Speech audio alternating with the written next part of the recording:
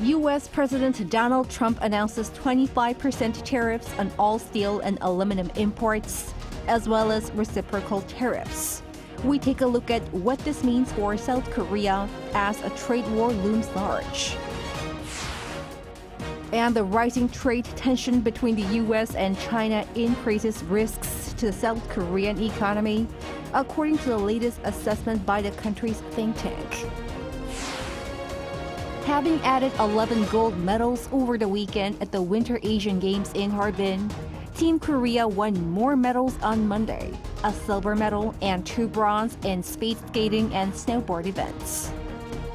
It's February 10th, 8 p.m. in Seoul. This is Newscenter. Thanks for joining us. I'm Yoon Jung-min. We start with U.S. President Donald Trump announcing a blanket tariff of 25% on steel and aluminum imports into the U.S.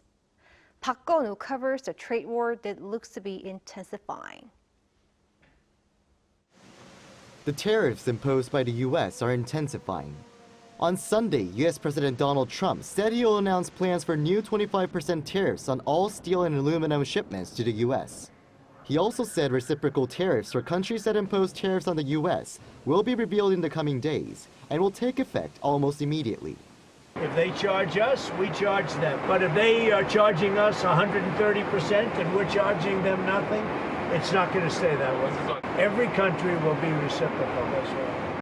This comes as the ongoing trade war between the U.S. and China has intensified. The U.S. implemented an additional 10% tariff on all Chinese imports to the U.S. starting last Tuesday. In retaliation, China announced plans to impose tariffs of 10 to 15% on items, including coal, liquefied natural gas, and crude oil from the U.S., effective Monday. As China previously expressed its intention to negotiate with the U.S., there had been an expectation that an agreement would be reached before actual implementation. Last week, Trump also shared his intention to talk with China's President Xi Jinping, but said he was in no hurry.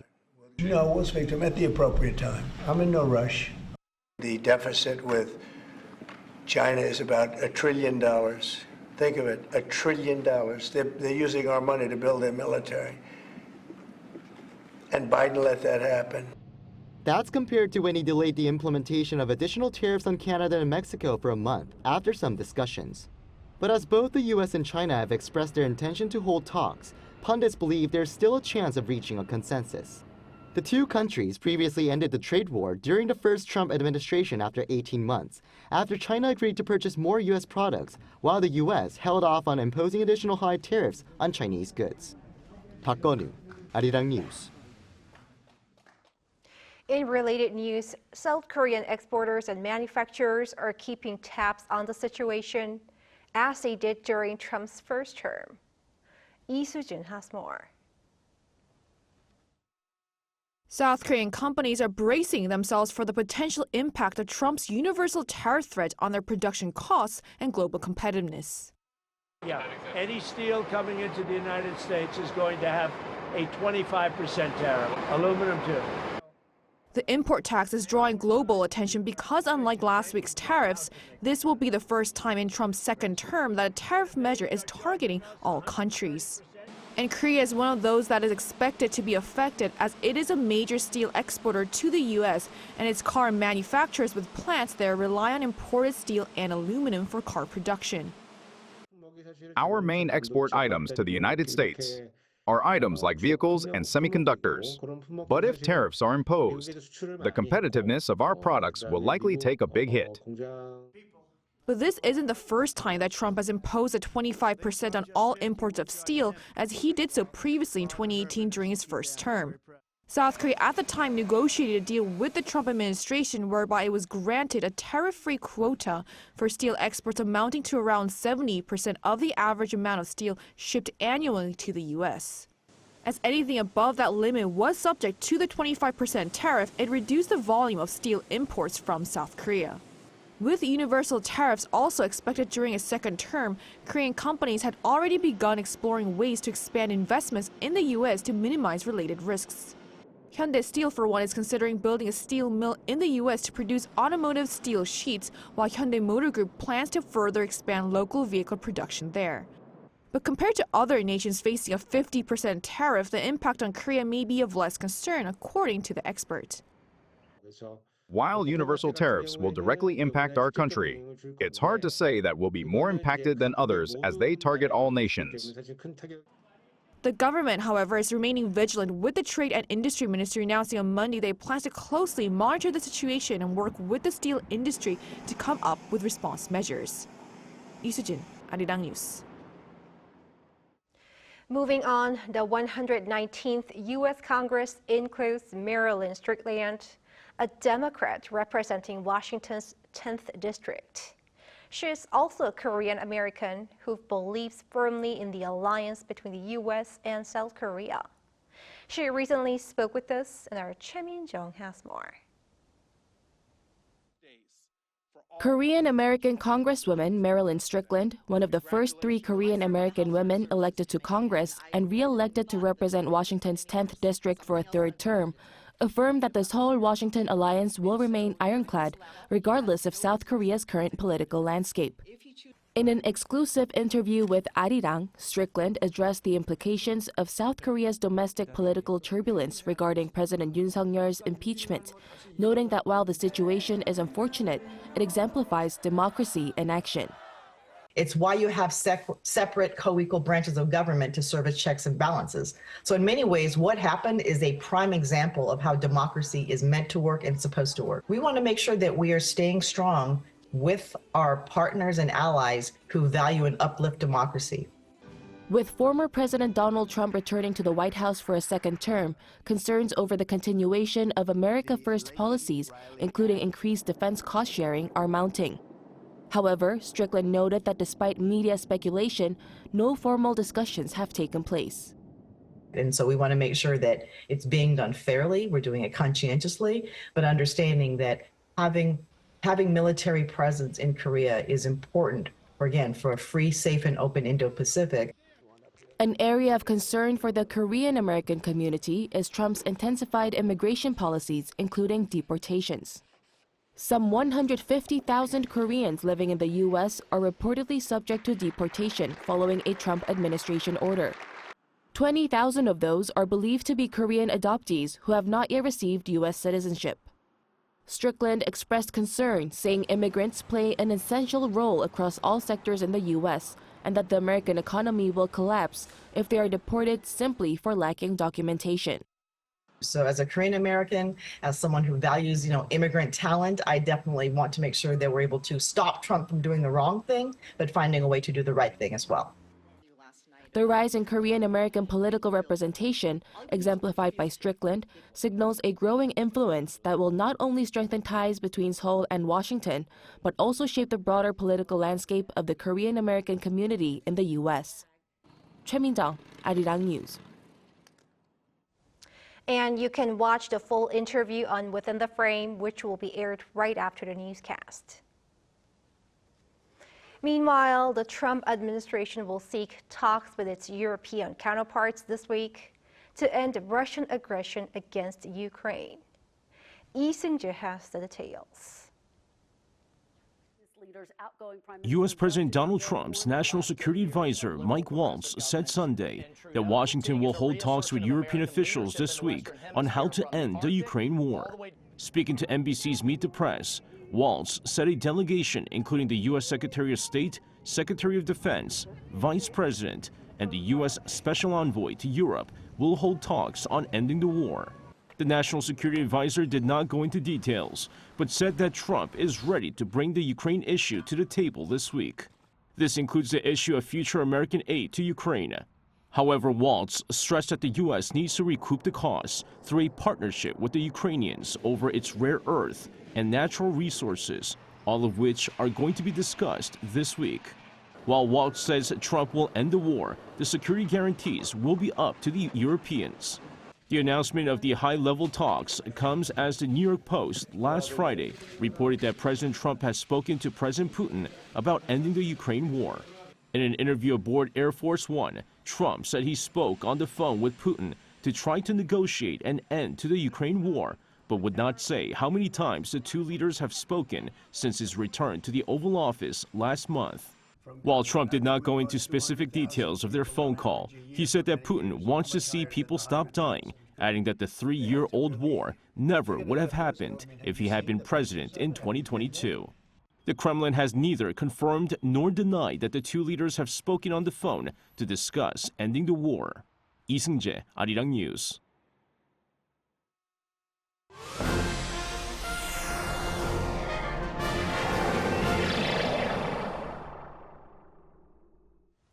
The Constitutional Court launches its final week of hearings for President Yoon's impeachment trial, starting tomorrow, and it has yet to announce whether or not more sessions will be held before its verdict on the case. Our correspondent Oh Soo-young has the latest. The Constitutional Court has not yet announced whether it will extend President Yoon's impeachment trial, which is scheduled to wrap up this week. A court official told reporters Monday that the 8-member judicial bench has not yet conveyed whether additional hearings will be held beyond this coming Thursday. With time running out and just 2 hearings left at the Constitutional Court this week, making an extension is likely. On Tuesday, the court will hold Yoon's 7th trial hearing with 4 witnesses summoned to testify.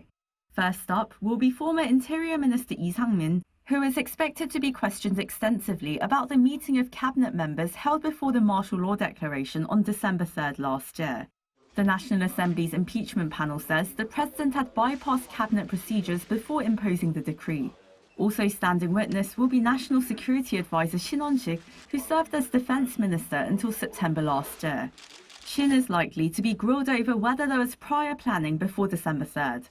As for former National Intelligence Service Deputy Director Baek Jong-wook and National Election Commission Secretary General Kim Yong-bin, questions are expected to focus on election fraud allegations raised by President Yoon as a pretext for declaring martial law. The 8th and final hearing is currently scheduled for Thursday. In order to conclude the hearings, the bench must hear the closing arguments from both legal teams as well as President Yoon's final statement. It seems the Constitutional Court has not yet instructed either side to prepare their final arguments. Meanwhile, the court on Monday concluded hearings on a dispute case regarding acting President Choi Sang-mok's decision to withhold the appointment of Constitutional Court Justice nominee Ma Eun-hyuk, while appointing 2 others recommended alongside him. The case was filed by National Assembly Speaker Woo Won-sik, who claims Choi neglected to follow a parliamentary resolution to appoint 3 justices in December last year. Choi, however, had pledged to appoint a 3rd justice after bipartisan agreement on the candidate. The court initially planned to deliver its ruling last Monday, but accepted Choi's request for additional arguments to be made. Choi's side said Monday that Speaker Woo had unilaterally filed the case by bypassing a plenary session vote, thus the dispute should be made invalid. The court says it will reach a verdict and notify the involved parties.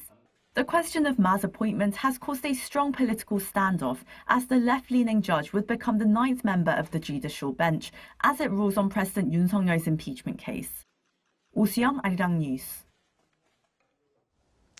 The Korean economy continues to face external risk factors, especially in light of the Trump administration's tariff campaign and its implications on global trade.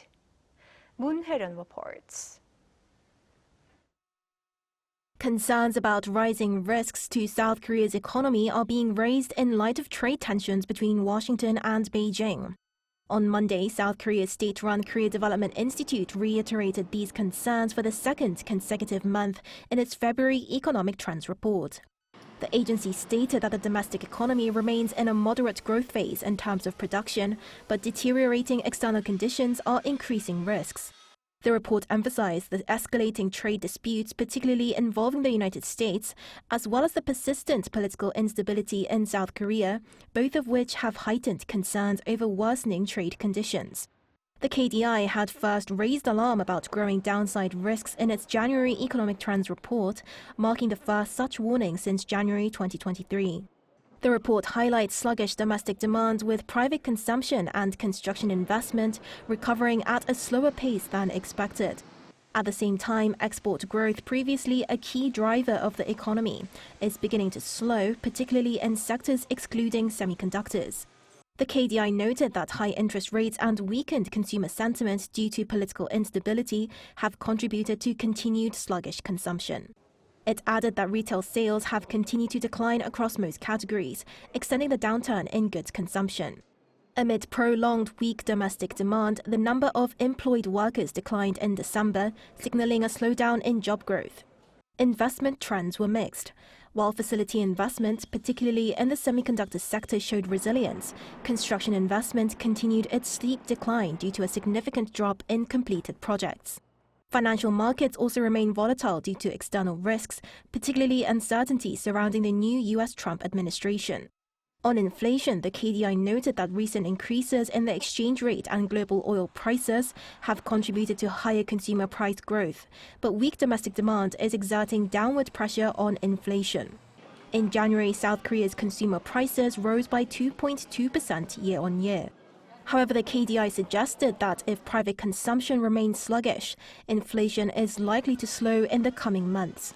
As concerns over weak domestic demand, slowing exports and external uncertainties grow, the KDI's continued warnings signal heightened risks for South Korea's economic outlook in the months ahead. 문혜련, Arirang News.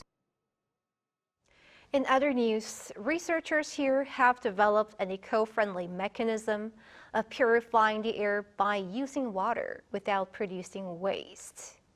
Our Cha Yun-kyung explains. Worsening fine dust due to the cold weather has increased the use of air purifiers. However, the need to change filters and waste issues have become a problem. To solve these, researchers have developed an eco-friendly air purifying system that imitates the body's circulatory system. Once polluted air enters the system, microbubbles form in a water container as they pass through an elastic microprocessing filter.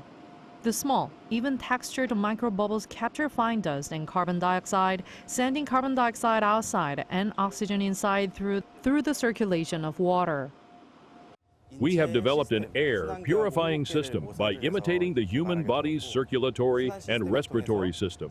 We can circulate the air inside and outside through the system to dispense VOC and carbon dioxide outdoors. It can solve the issue of micro dust and carbon dioxide at the same time. In tests using a closed space with a mouse inside, the system decreased the level of carbon dioxide by 30%, which saw the mouse's activity increase 53%. Current system's performance deteriorates as filters age and can cause odors. The new system does not require filter cleaning or changing as long as the water is renewed. The system's driving principles and structures are quite simple and suitable to enlarge in scale, and they can replace pricey and complicated former air purifying systems. The research team expects that the system will be able to purify air of other pollutants, such as acetone or ethanol. Cha Yun-kyung, Arirang News.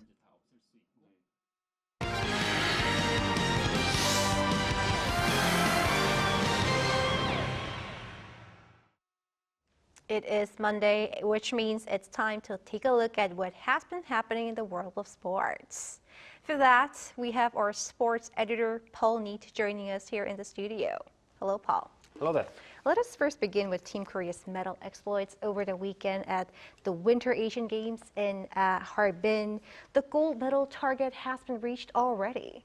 Yes, that's right. Team Korea was able to match its overall gold medal target of 11 in just 2 days. Now, 4 came on Sunday and 7 on Saturday. 3 golds came in speed skating, 6 in short track speed skating, 1 in freestyle skiing and 1 in snowboarding. There are also silver and bronze medals over the weekend, 2 each in speed skating, 4 silver and 3 bronze in short track, 1 silver in the curling and 2 silver in alpine skiing, as well as 2 bronze in freestyle skiing and 2 bronze in snowboarding. The very first medal was won in the mixed 2,000-meter relay short track with the team of Kim Gil-lee, Park Ji-won, Choi Min-jung and Kim Tae-sung. More medals have been won today as well. Kim Jun-ho won bronze in the men's 500-meter speed skating, as well as silver in the men's team sprint event. Kang Dong-hoon won bronze in the men's snowboard big air. You mentioned Choi Min-jung. It's been a weekend of milestone for her. Yes, it has. She became the first triple gold medalist at this year's competition and the first South Korean female athlete to win at least 3 golds at a Winter Asiad. Choi Min-jung won gold in the 1,000-metre short track, 2,000-metre mixed relay and the 500 metres. She's had a glittering career already, winning gold at 2 different Olympics and medals at 3 different Asian Games, not to mention multiple World Championships. All this after having a year off as well, so it's been an incredible comeback for her. And there's more on the way too, as the ISU World Cup continues in Milan, Italy this Friday. And wrapping up the Asian Games for now, what other games can Team Korea look forward to? Well, there's still the curling to come and snowboarding. The round-robin matches in the curling began on Sunday and the medal rounds are slated for Friday. Before that, in snowboarding, Lee Chae-eun is set to compete in his main event, the halfpipe, on Wednesday. He has 1 gold already from the men's slopestyle. Overall, though, with 11 gold, 10 silver and 9 bronze medals, South Korea sits second in medal table. The Games conclude this Friday. And finally, to American football. The Super Bowl took place on Sunday. What can you tell us about that? Well, the Philadelphia Eagles earned a huge win over the Kansas City Chiefs, 40-22.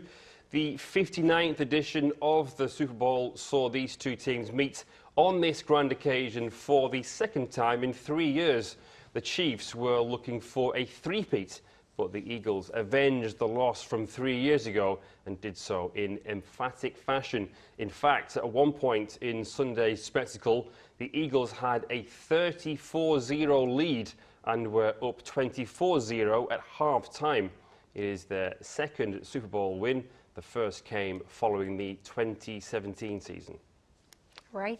Thank you for the wrap-up. See you next week. Thank you. See you.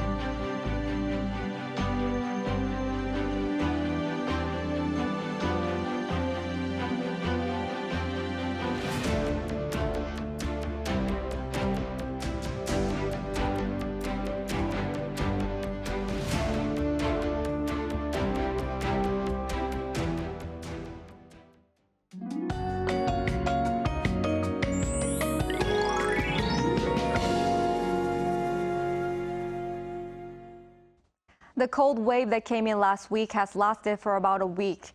Cold wave warnings and advisories are still in place in many areas with snow falling. These freezing conditions will finally ease off a bit from tomorrow afternoon. Meanwhile, the atmosphere is drying up on the East Coast. With dry weather warnings and advisories, gusts to wind is also expected today in these coastal areas. Extra precautions are necessary to avoid any fires. Tomorrow morning will start off at below 0 degrees in most parts of the country, with Seoul at -5 degrees Celsius and Busan at -1 degree. Daily highs will move up to 6 degrees in Seoul, 9 degrees in Daejeon, Gwangju, Daegu, and Busan. On Wednesday, which is 정월 대보름, there is rain or snow forecast all over the country. That's all for Korea. Here are the weather conditions around the world.